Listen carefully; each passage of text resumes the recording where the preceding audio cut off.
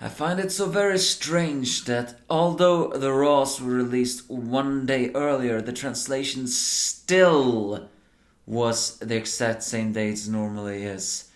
I'm not even sure what is going on anymore, to be perfectly honest.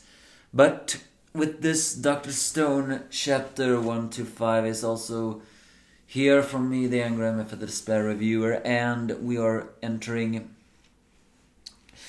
I wouldn't say the conclusion of this arc, oh, far from it, we're still not concluded anywhere near, but we're now heading towards the tug of war of three different powers, Science, Medusa, and Power, who are now about to clash in one way or another.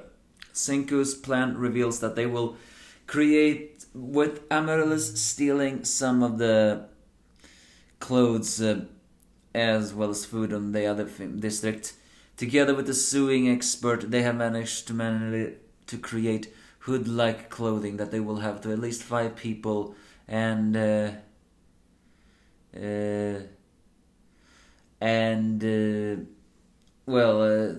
create there are many people.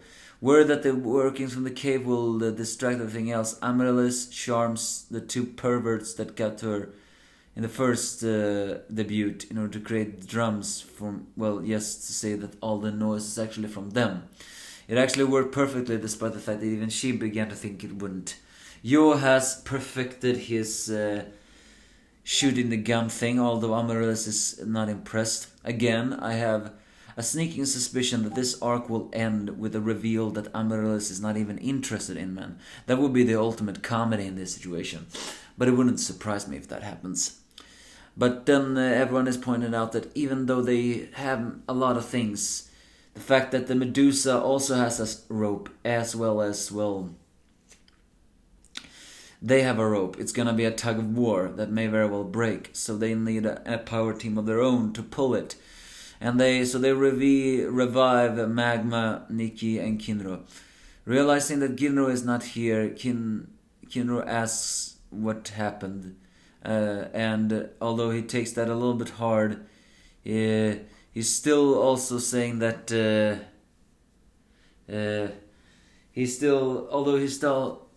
although part of him thought that he was dead,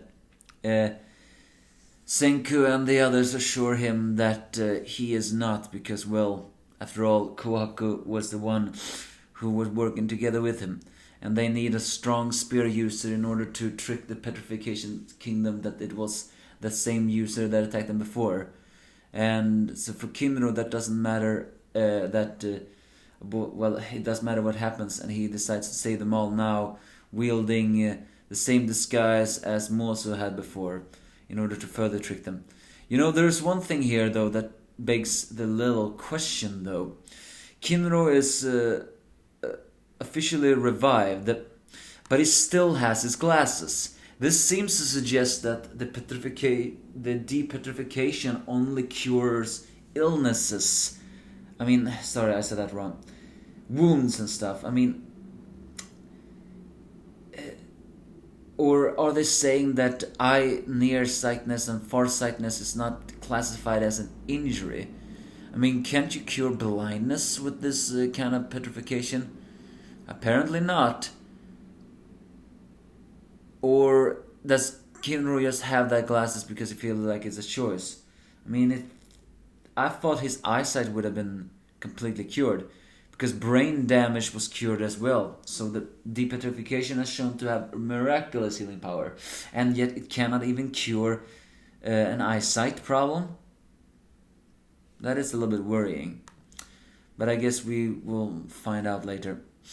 And with that, though, the tug of war will begin. But they also know that the rope will break if they all tug it all. So together with a machine that is similar to the cotton candy machine, they create an unbreakable rope that is made of carbon, a carbon wire explosive entrance.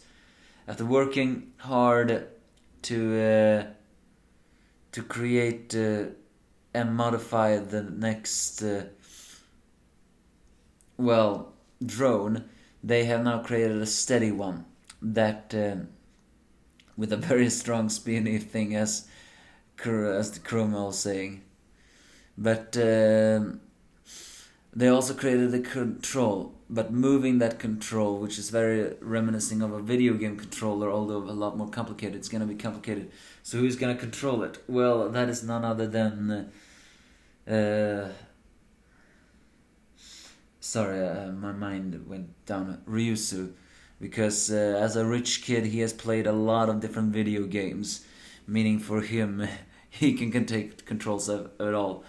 There is one shot here though that is strangely concerning to me, and that is we see a Magma is revived as well because of the strength. There's one panel where he seems to look at something, and I think he looks at Joe with the gun. Is that once again to show that Magma is a man not to be trusted? Well, I hope not. Or is that just meant to be a sad picture?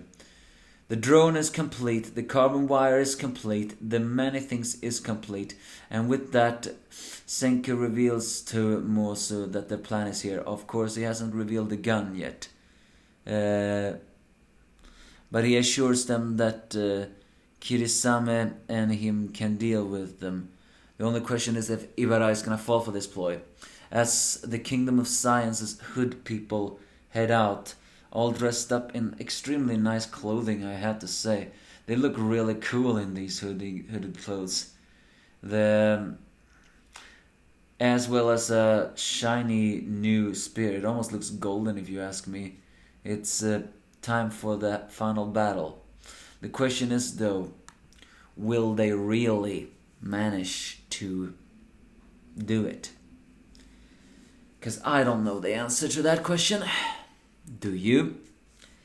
Because again, does Magma want to steal the gun?